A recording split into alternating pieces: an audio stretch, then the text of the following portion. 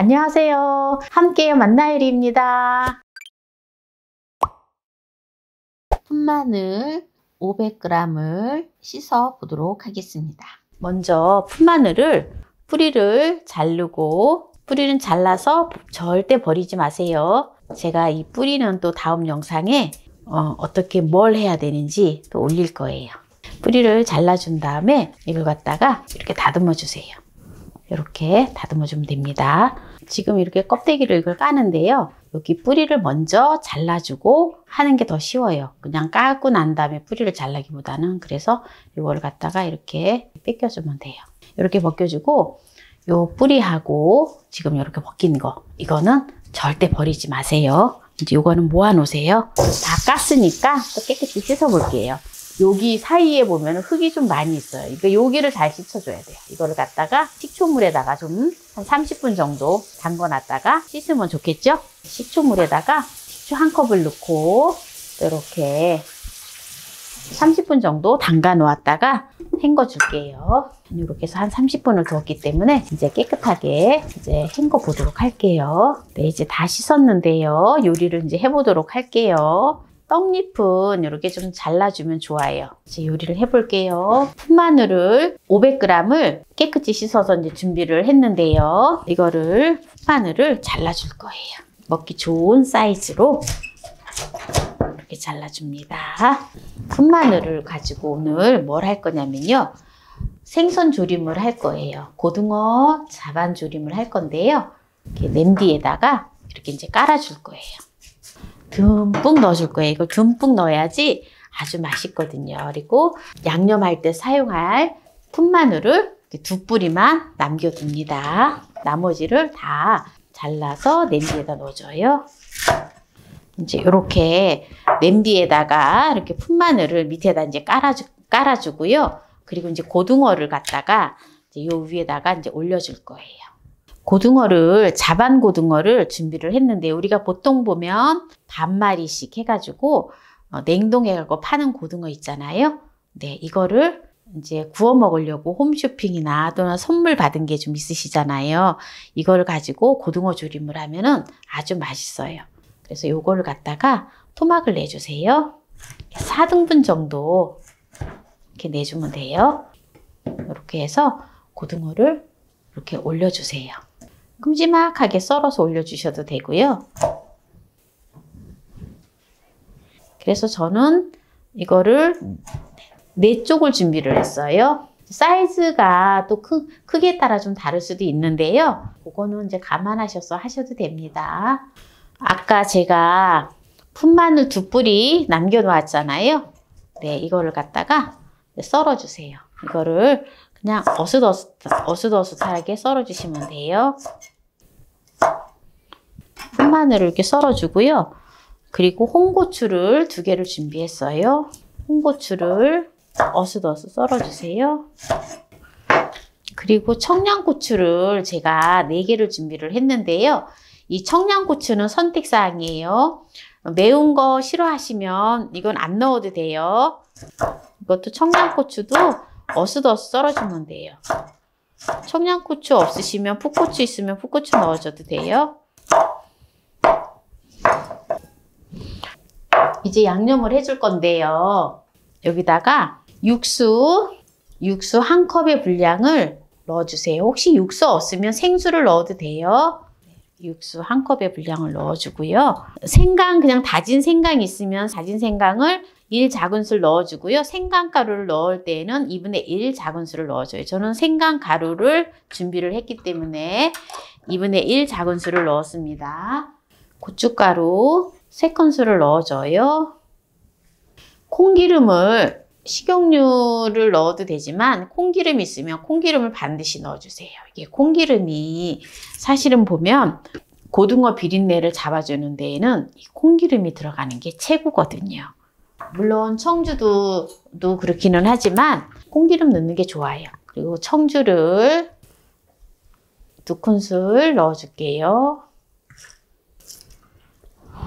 진간장이나 액젓을 4분의 1컵 넣어주세요. 저는 액젓을 준비했습니다. 조금 감칠맛을 내기 위해서 액젓을 준비했어요. 액젓은 참치 액젓이든지 멸치 액젓이든지 까네리 액젓이든지 집에 있으신 거 넣으시면 돼요. 저는 멸치 액젓을 넣었어요. 이렇게 넣어주고요. 설탕. 저는 이제 원당을 넣어주는데요. 설탕을 2분의 1 작은술만 넣어줘요. 그리고 통깨를 1큰술 넣어줘요. 이렇게 하면은 이제 지금 양념이 이제 다 되었는데요. 이걸 가지고 골고루 잘 저은 다음에 이제 아까 고등어하고 지금 조림을 할 냄비를 담아놓은 냄비에다가 양념을 이제 부어주면 돼요. 참기름을 1큰술을 넣어줄게요. 네, 이제 이 양념을 이제 냄비에다 부어주면 돼요.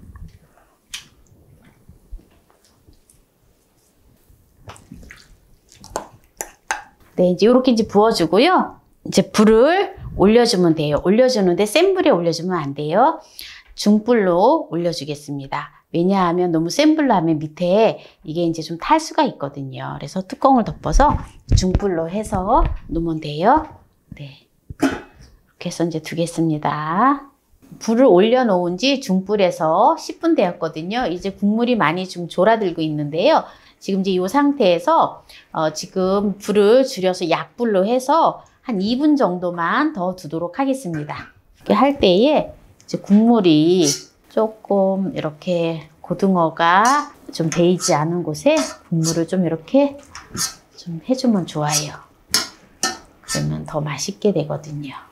풋마늘을 가지고 하면은 또 얼마나 영양가가 또 많고 또 맛있는지 몰라요. 이렇게 해서 2분만 둘 거예요. 네, 그럼 이제 2분이 지났기 때문에 이제 여기서 이제 마무리를 하고요. 이제 먹어보도록 하겠습니다.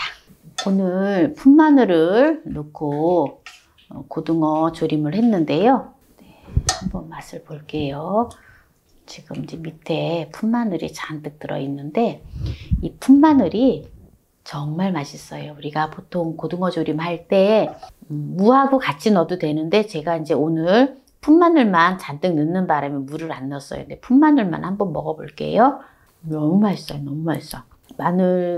풋마늘을 이렇게 해서 먹으면 식이섬유가 풍부하기 때문에 또 이게 풋마늘이지만 마늘의 효능하고 똑같아요. 육수를 넣어서 더 감칠맛이 나서 더 맛있는데요. 육수 없으면 생수를 넣으셔도 괜찮아요. 제가 액젓을 넣는 이유가 있거든요. 액젓을 넣어야지 색깔이 예뻐요. 근데 진간장이나 양조간장을 넣으면은 색깔이 안 이뻐요. 그래서 오히려 진간장이나 양조간장을 넣기보다는 국간장을 넣으시면 돼요. 혹시 액젓이 싫으시면. 오늘 이제 풋마늘을 활용해서 고등어 조림을 했는데요. 풋마늘은 보통 3, 4월이 제철이에요. 그래서 제철 때 먹는 게 가장 좋아요. 그리고 이게 이제 대가 굵어지면서 이렇게 좀 크잖아요. 그러면은 식감도 떨어지고 또 효능도 떨어져요. 풋마늘은. 그렇기 때문에 지금 이렇게 제철에 3, 4월에 요때 이제 야들야들하고 할 때 요때 풋마늘을 많이 사서 드시는 게 좋아요. 특히 풋마늘에는 비타민과 미네랄이 풍부하기 때문에 우리가 봄이 되면 몸이 나른하면서 춘곤증이 오고 기력이 없잖아요. 그래서 이렇게 풋마늘을 많이 먹으면 몸에 활력을 줘서 나른한 것을 회복시켜주고 또 입맛 없는 것을 또 업시켜줘서 입맛을 돋아줘요. 그래서 체력이 왕성하게 되거든요. 얼마나 좋아요? 우리가 또 이렇게 몸이 이렇게 막 안 좋아질 때 또 풋마늘을 먹음으로 인해서 몸이 회복의 능력이 일어난다라는 거죠. 네, 그래서 오늘 또 풋마늘 고등어 조림을 오늘 했는데요. 이 영상이 마음에 드셨다면 구독, 좋아요, 알람 설정 부탁드립니다. 오늘 영상을 끝까지 시청해주신 함께해요 만나요리 가족 여러분 감사합니다. 건강하세요.